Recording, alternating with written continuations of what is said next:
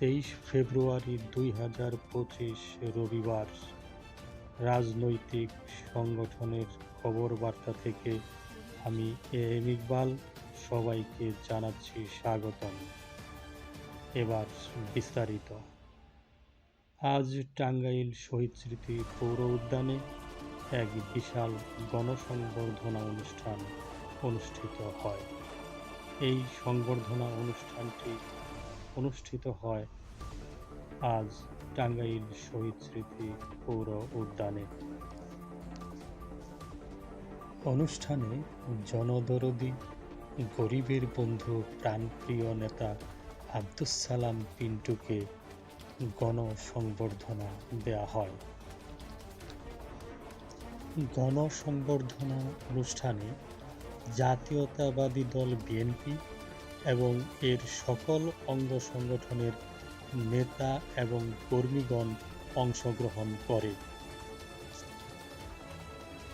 এছাড়াও আপামর জনসাধারণ, সর্বস্তরের জনসাধারণ এই গণসংবর্ধনা অনুষ্ঠানে অংশ নেয়।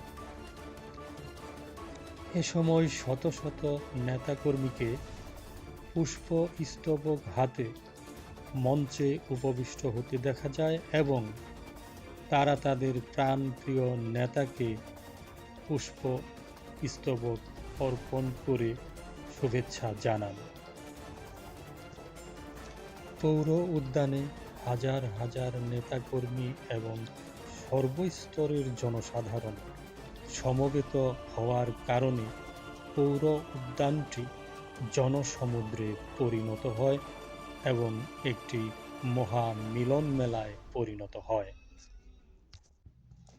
পৌর উদ্যানে জাতীয়তাবাদী দলের নেতাকর্মীরা বারবার স্লোগান দিতে থাকে তাদের প্রাণপ্রিয় নেতাকে কাছে পেয়ে।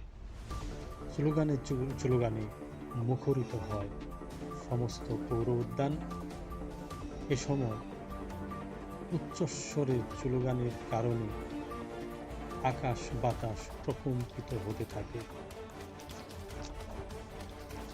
চলুন প্রিয় দর্শক শ্রোতামণ্ডলী, এখন আমরা পৌর উদ্যানে সংবর্ধনা অনুষ্ঠানে যে জনতার ঢল নেমেছে সেই জনতার ঢল এখন আমরা দেখে আসি।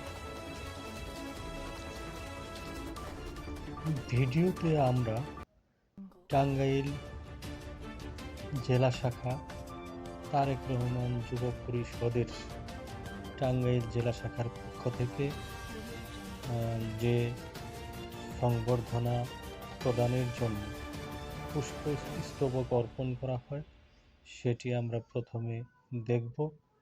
এরপর পর্যায়ক্রমে বিভিন্ন রকমের স্লোগান দেখব এবং সর্বশেষে আব্দুস সালাম পিন্টু ভাইয়ের আমরা গুরুত্বপূর্ণ বক্তব্যের অংশগুলো দেখব।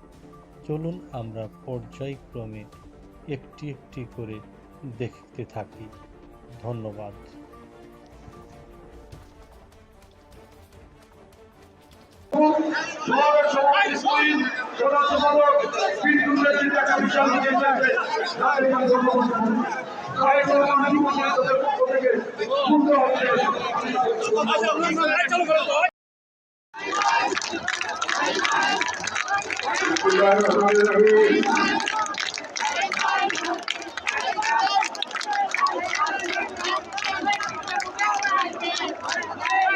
আমাদের নেতা অ্যাডভোকেট আব্দুল সালাম পিন্টু বাংলাদেশের আকাশে একটি নতুন সূর্যোদয় হয়েছে। এখন আমাদের ষড়যন্ত্র ধারা হচ্ছে, আমরা ষড়যন্ত্রের বন্ধ পাচ্ছি। আমরা দীর্ঘ 17 বছর আমাদের বিরুদ্ধে ষড়যন্ত্র করে এই আওয়ামী সরকার সহ অন্যান্য সরকার আমাদেরকে কিছুই করতে পারেনি। ইনশাআল্লাহ আগামী দিনে আমরা দেশটিতে বেগম খালেদা জিয়া, তারেক রহমানের নেতৃত্বে, আব্দুস সালাম পিন্টু সহ সবাই যেভাবে কেন্দ্রীয় নেতৃত্বে বাংলাদেশের যে ষড়যন্ত্র হচ্ছে সেই ষড়যন্ত্রের আমরা সেই নকশাকে আমরা উড়িয়ে দেব। ইনশাআল্লাহ বাংলাদেশে দীর্ঘ প্রতীক্ষার পর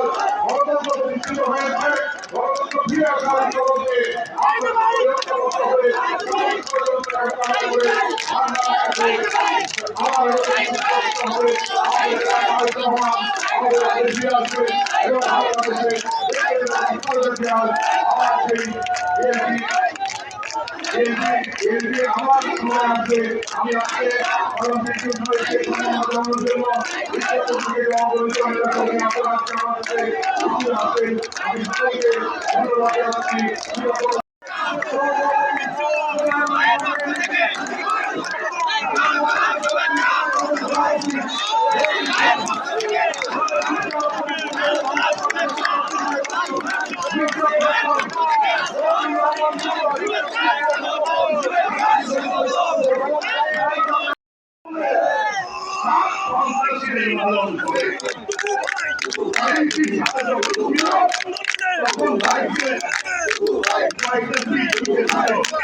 ধন্যবাদ জানাচ্ছি।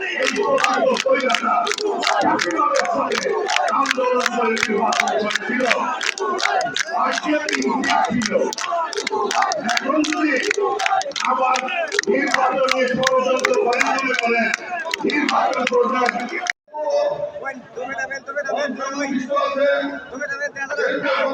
দেখা যায় না ভাই দেখা যায় না সদস্য আব্দুল মোহাম্মদ খান সদস্য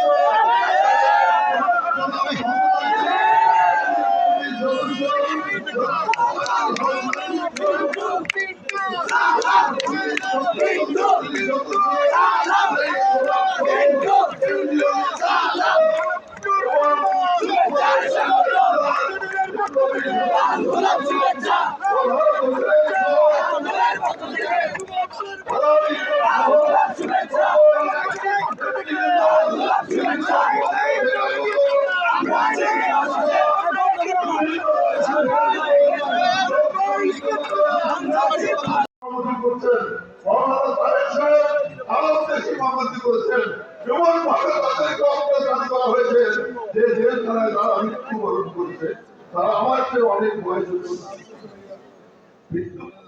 বন্ধুগণ যখন আমরা আমাদেরকে 1958 সালে ফাঁসি দেওয়া হইল ফাঁসির আদেশ দেওয়া হইল সেই ফাঁসির আদেশ দেওয়ার পরে কন্ডেম সেলে আমাদেরকে কন্ডেম সেল সম্পর্কে আপনাদের ধারণা আছে কিনা জানি না কন্ডেম সেলে রাখা হয়েছিল সেই কন্ডেম সেলে আমাদের উপরে কন্ডেম সেলে নির্যাতন করা হয়েছে নিপীড়ন করা হয়েছে দীর্ঘ 6 বছর একদিন রাত্রে দেখেছি আমার পাশের রুম তার পাশের রুম থেকে মানুষকে নিয়ে ফাঁসির আকাশকে ঝুলানো হচ্ছে তখন আমাদের অন্তরটা কি মন করেছে আপনারা নিজে আরো করতে পারেন প্রিয় বন্ধুগণ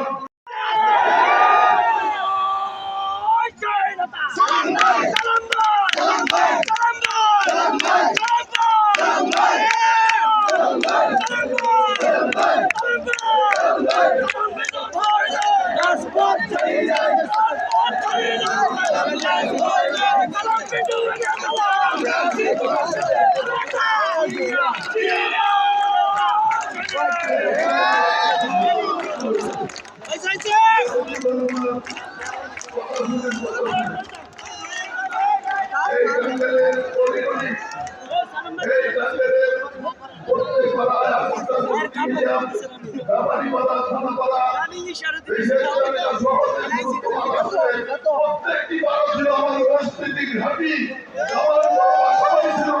কিন্তু এই এলাকার থেকে আমি লালন পালন করছি এই এলাকার সাথে আমার একটি আন্তরিক সম্পর্ক আছে আন্তরিক তাদের সাথে আমার আছে আপনারা সবাই জানেন এই টাঙ্গাইলে রাজনীতি করতে গিয়ে আমি টাঙ্গাইলে থাকা অবস্থায় এমপি হয়েছিলাম 1972 সাল থেকে আমি ওকালতি করি প্রিয় বন্ধুগণ আমি দেখেছি যে দেশ স্বাধীন হওয়ার পরে এই টাঙ্গাইলে কত হিন্দু মানুষের বাড়ি ছিল কথাটি বলতে চাই একটি কারণে আজকে ইন্ডিয়ান মিডিয়া আমার বিরুদ্ধে অপপ্রচার চালায় আপনার দিল্লি সিএনএন আমার বিরুদ্ধে অপপ্রচার চালায় এই কারণে কথাটি উপস্থাপন করতে চাই টাঙ্গাইলে যত হিন্দুদের বাড়ি ছিল সব আওয়ামী লীগ দখল করেছে বলতে পারি মান্নান সাহেব শামসুর রহমান খান থেকে শুরু করে যতগুলো বাড়ি দেখে হিন্দুরা আওয়ামী লীগ দখল করেছে।